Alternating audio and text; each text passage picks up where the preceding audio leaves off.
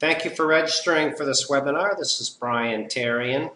If you are a current member of the Disability Digest, thank you for being a member. The resources we will cover today will be provided to you in links at the bottom of this. If you are listening to this out there in our social network land and are not currently a member, then there'll be one link right below this to help you come on in here and get the resources you need to get approved. So in this event, I have collected questions from people that have applied and are waiting for a decision for their Social Security disability benefits. So if you haven't applied, this really isn't going to pertain to you. If you've applied and you're waiting, then I've got lots of different tips and strategies that we've collected since we've been doing this in 2007 and helping thousands of members get approved. So first of all, just so that everybody understands, if you're currently a member, of course, you haven't paid anything, your membership is free.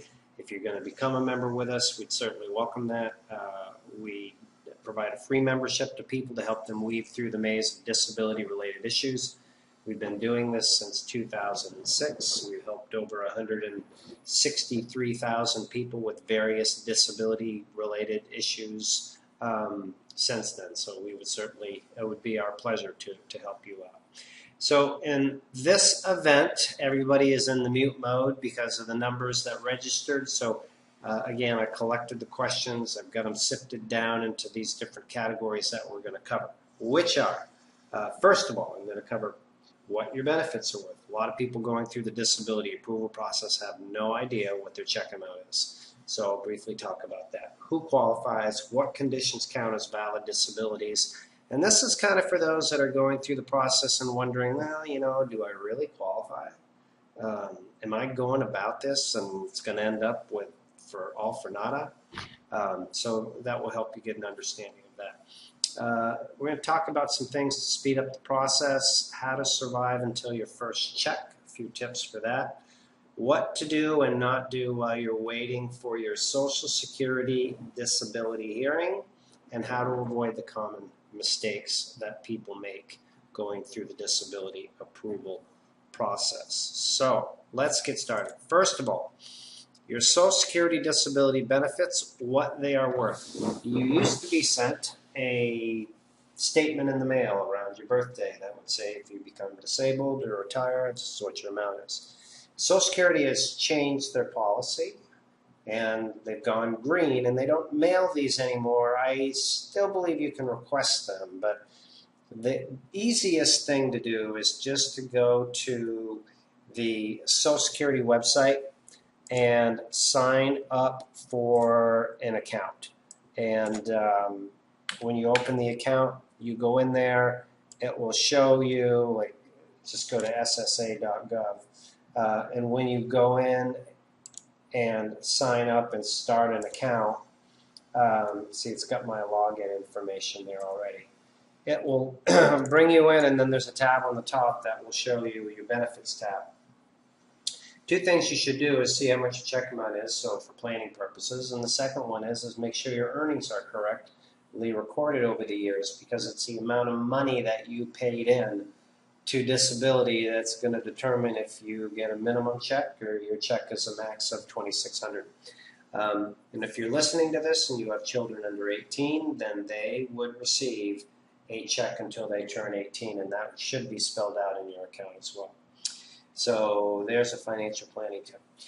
So let's talk about who qualifies, what conditions count. One of the big misunderstandings that people have going through the disability approval process and conversations that I've had is that when they talk about their situation and their, if you will, case for disability, they talk about their conditions. And there are some conditions that are just totally a slam dunk. If you're diagnosed with them, then you should be approved. You should be. Although I've known people with stage 4 cancer that have not been approved. So the point that I'm making is somebody that has, for example, an autoimmune condition like fibromyalgia. Fibromyalgia is a condition that can be approved for Social Security disability benefits, but there's different degrees of severity to that condition. Like Social Security has an 11-point tender test that they do. So somebody that's got all of the tender points, I think it's 11, would stand a better chance of qualifying than somebody that has a 2. Somebody that's diagnosed with a rheumatologist, by a rheumatologist, has a better chance of getting approved than somebody that is just diagnosed by their general practitioner. So the conditions that you have, it's not so much the conditions, it's a few things that surround them, like are they being treated by a doctor? And if they are they preventing you from being able to work? And then, so the criteria then becomes if they're being treated by a doctor and preventing you from being able to work. If you're under 50 years old, you need to prove that you're not able to do any job out there in the United States, like 5 days a week, 40 hours a week. If you're over 50 and you've had a solid work history in the same industry doing relatively the same job for 15 years or so, then you would need to prove or could prove that you're not able to do your type of work. So there's a little bit, becomes a little bit more lenient. So the tips here to keep in mind is not the condition, it's the severity of the condition and the limitations that are put on your body. Now, you could have a severe condition that prevents you from working, but if you're not able to be treated by a doctor, it's a very difficult case to get approved because Social Security commonly says, you know what, I understand you've got some real severe limitations. However, if you were treated by a doctor, then you would likely be able to be in a situation where you can work. Oh, I forgot to introduce my dog. So that's me on the right, and that's Ika on the left. This picture was taken this summer in Lake Champlain. And we do have advocates that work here and help people, but I haven't been able to get her to do much, but I want to take the time to introduce you. Okay, so who qualifies, what conditions count, and how to speed up the approval process. Okay, so I'm taking into consideration, I'm speaking to a relatively general audience here that has applied and is waiting for a decision or has been denied. And without knowing your specifics, I'm going to cover like a kind of a broad spectrum of tips here. So this could be that you've applied already and you're waiting for your first decision, which hopefully it's an approval, and you've used our course to get through and get approved, or you have applied and you're waiting for a decision on a denial after your first time you were denied and you're waiting for a hearing somewhere in there, or maybe you've been to a hearing and you've been denied. That's unfortunate, but some of these tips will help you out as well. Okay, so some things to speed up the approval process. If you have, if you're in the initial application phase and you have got your application in the system, there's just a very few tips that you can do there. And one is to make sure that you return the paperwork in a timely manner and done accurately. And so it's thorough. What happens to some people when they're going through the approval process is they get some paperwork and they fill some of it out, they don't fill it out, they send it in, and that half-ass approach ends up getting the paperwork reviewed, stuck, in your case, delayed. So in our mini course that you'll have access to at the end here, you'll see that there are lessons that will help you do paperwork at each phase of the way. So it can really take the guesswork out of it, it speeds it up, even if it's documents about what you can do on a daily basis in your work history. It could seem daunting, but not with the tools that we have. Okay, so reply promptly. I would make a habit to have your mail checked at least every other day. And if you're working with a Social Security disability representative and they use email correspondence, check your email every other day. You really do need to stay on top of this. I've seen countless people miss deadlines, simple deadlines, and have their cases denied. Another example is they have independent medical exams that you do need to attend when you go through the process. Make sure you go to those. You go on time. Okay, so those are a few tips for those that are in the early stages. If you have been denied and you're waiting for a hearing, I want to speak to you folks in that category next. If you haven't been there, if you're not there yet, then and you've already applied and are waiting, the odds are unfortunate that you are likely to end up going to a hearing. So this will help you out. Okay, so a few things I want to talk to you about what to do actually, I'm jumping around a little bit. I'm doing over waiting for a hearing, and I skipped survive until your first check. But I'll come back to that, back to survive until your first check. If you're waiting for a hearing, we have a wait for a hearing course. And I just want to kind of give you an idea what it covers and what to expect. I think this is one of the biggest areas of misunderstanding in the disability application process. Because once somebody files an appeal for a hearing, there is a significant wait until a hearing. And a lot of people in this area, and I am right now just showing you the wait in months at respective hearing offices. So if you're in Anchorage, Alaska, it's good news. It's only 13 months. But if you're in Columbus, South Carolina, it's 20. Flint, what's that, Michigan, and other places, 22 in Fresno, California. So think about when your appeal went in the system, and then you have access to this link. If you're a member, it'll be in the follow-up, and then if you're coming in here and joining us as a new member, we can get you these tools. You have to take into consideration that this is a period of time where there is a backlog of people. And if you have a disability representative that's working on your case and you expect them to be able to work some magic during this time, I'm just telling you folks, you're wasting your energy, because there's very few situations where you can move this, and I'm going to talk about a few of them today. Okay, so I just want you to set your expectations about this, because you could very well have a fantastic Social Security disability representative, but you could fry that relationship by being impatient and not understanding the process. And part of that responsibility is theirs to set your expectations. So when you click on the link for wait for the hearing and click on this appeals tab right here, and you come up and you see the month, just find the local office. And if you can't find it, just use the average of 20 months and figure that's pretty much what it's going to be, unless you're in Anchorage.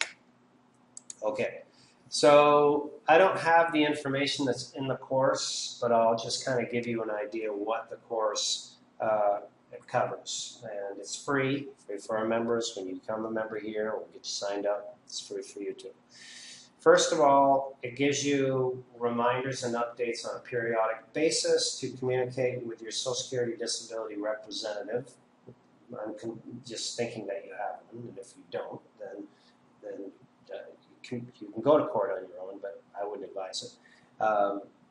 If you don't, then you can skip the reminder. But the key is that you want to update your disability representative on a periodic basis about any changes that have happened to your health. Do you have a new diagnosis? Are you seeing a new doctor? Are you taking any new medications? So you want to make sure that you do that. So they're familiar. So then when, as they kind of build your file and your case, they can kind of track you over that 20-month period and say, okay, new condition here, new medication there, and then they can build it into the limitations in the argument when you go to court. So track that. Some other things that are in here is there are situations if you are about to be homeless, especially if you have children, where you can communicate with government officials and have them attempt to influence the process of the disability hearings at these local offices. So if you're in Buffalo, and let's say that you're behind on your bills, you're about to be homeless, you've got 2 children under 18, you're in one of those situations, and you contact your congressman in their office and explain your situation, preferably you have it in writing, and they will make an effort. And sometimes it is effective. That is something that you can do. So there is a dire need for a hearing request, and it falls into that same category, and that's covered in this with the directions to do it and how to present it to your Social Security disability representative. And those are effective sometimes in situations like this, seldom in others. So those are a few things that you can do. Okay, a few other tips that I want to share with you during this time, when you're waiting for a hearing. I would keep a list of your doctors current. Like if you're computer savvy, keep it updated. Keep a journal of everything that you take for medications, your doctor's name, address, phone number, and the visits. Here's why. I see an opportunity for people that is missed, even working with representatives. I'm going to put up on the screen here. This is a recent letter that came in. And this is from Social Security in Dallas. And it says, this is a follow-up to a request you sent previously. You're listed as the representative on this claimant case. And this board is going to review this case to determine if they can make a favorable decision on the claim. If we cannot make a favorable decision on the claim will be returned to ODAR without any interruption in the appeals process, and we'll go to a hearing. Long story short is they're willing to review this case to make a decision on it so that they can determine if they can clean it up, get it approved, and save the judge time. Now, this could save you 6-8 months is when we're seeing these pop up. But here's the deal. The kicker is right here. To facilitate this process of the review, please provide us with copies of any evidence you wish considered on the client's behalf. Now, the typical process for a Social Security representative is once they get a hearing date, they request your medical records from your doctors. They review them. They build a case theory. Very few people I know in the circles I travel in, disability representative firms, or anybody for that matter, keeps up-to-date records on file for their claimants, for their customers, for you. The reason for that is they really can't afford to do it. It costs money to order medical records, and they'll do it before the hearing, and some representatives even bill you back for it. So here's my point.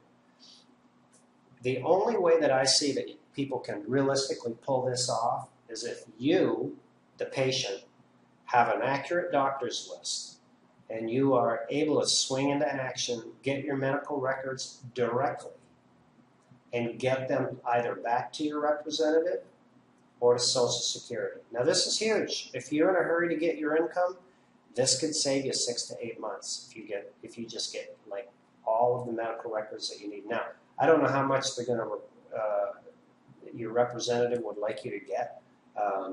It's commonly at least 24 months, but I would certainly communicate with them and do that. So if they don't reach out to you during this, then that would be a big red flag because they get a copy of this too. Okay, so keep a list. Be prepared to swing into action. This is where it's important to check your mail. If you wait a week to check your mail and you've got 3 days left on this, window. It's a tight, tight window. Okay? All right. So that's one way to speed up the approval process.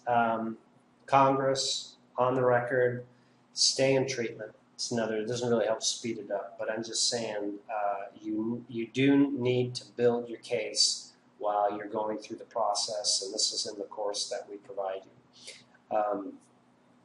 Okay, other things while you're waiting for a hearing that you'll learn about is what to do to make sure that your Social Security disability representative is doing what they should be doing, is keeping your case in line.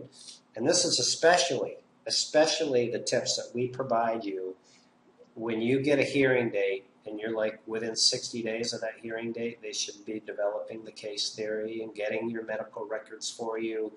Should be on the phone with you. They should be able to answer the question that you asked them, which is, how are you going to prove that I'm disabled when we get to court? And you want to know what your responsibilities are. You want to know what theirs are. You don't want many. You want them to have a lot of them.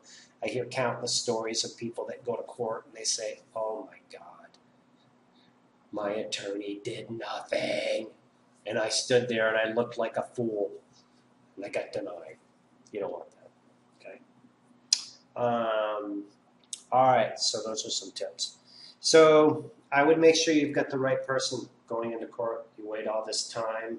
I'm not going to get into good cop, bad cop, but I would just, if as a general rule of thumb, if you are working with a disability representative, and the person that you're working with is the one that's going to do the hearing, and they're doing more than 50 hearings a month or even 30 hearings a month, you know you've got somebody that's good, that's a good win rate, they've been doing it for a while, they're genuinely into it, that's kind of what you want.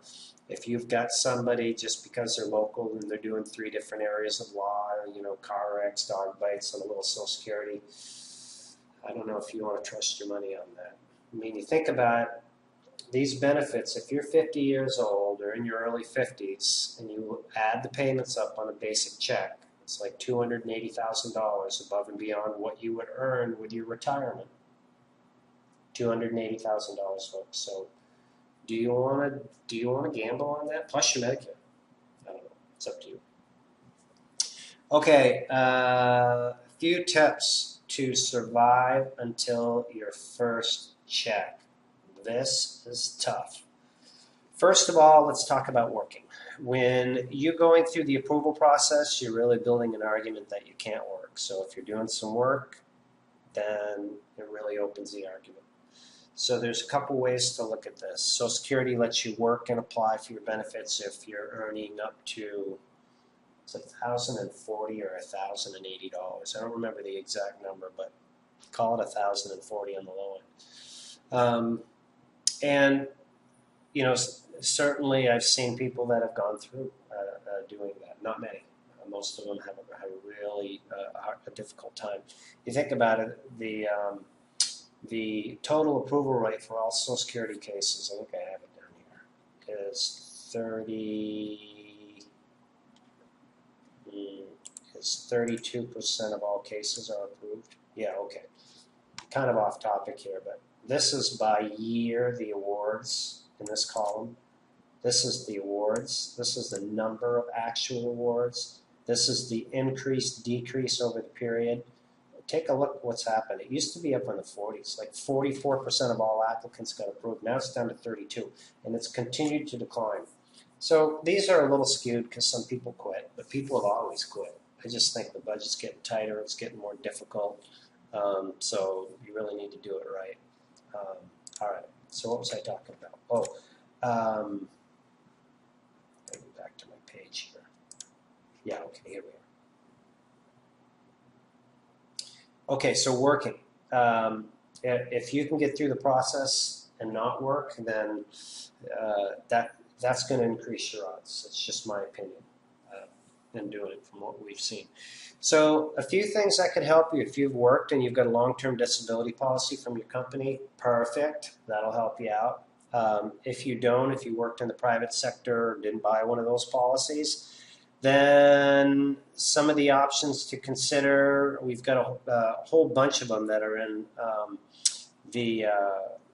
in our mini course that I'll give you at the end. But one of the top ones is to apply for what's called SSI, Supplemental Security Income Welfare. That's one of the tips. Now, not everybody qualifies for this because your assets need to be below a certain level. But as a married couple, if your assets are below $3,000 as a general rule in most states, then you would qualify, and you can have a house and a car and a few other things. But if you're sitting on a big IRA or a trust fund, that's not going to work. So what that looks like is you would get a check for $700 and something a month, Medicaid, and you would be able to get that a lot quicker. We've seen it in 5 to 6 months. if you meet the income needs criteria. And then when your disability gets approved, your disability would kick in, and the average disability check is around $1,200. So your $700 check would be replaced by your $1,200 check, and your Medicaid would be replaced by Medicare. So that certainly is a strategy. That is something that would be, if you've already started your disability application, I'm presuming, and you fit that, is to go down to your local Social Security office and apply in person for something like that. Or if you're working with a representative, call them. Say, listen, I believe I meet the criteria for SSI, for supplemental security income, welfare, whatever you want to call it. I'd like you to apply it for me. And they may send you down to the local office to do that. If you do have to go to the local office for Social Security, just go down there on like a Thursday or Friday when it's slow, and start the process. If you go earlier in the week, it's going to take you a while. It's just busy. It's just the way it is. So those are a few tips: borrowing money, reducing your expenses, all those other things you can do. So those are a few tips for you. All right. So we talked about. Let me just check my notes, see if I'm missing anything. Nope, I don't think so. Oh, the other thing that's good to do, keep up on your case, is you can track your case at Social Security. And usually, if you just go to ssa.gov and type into your account, you can find out what's going on with it. All right.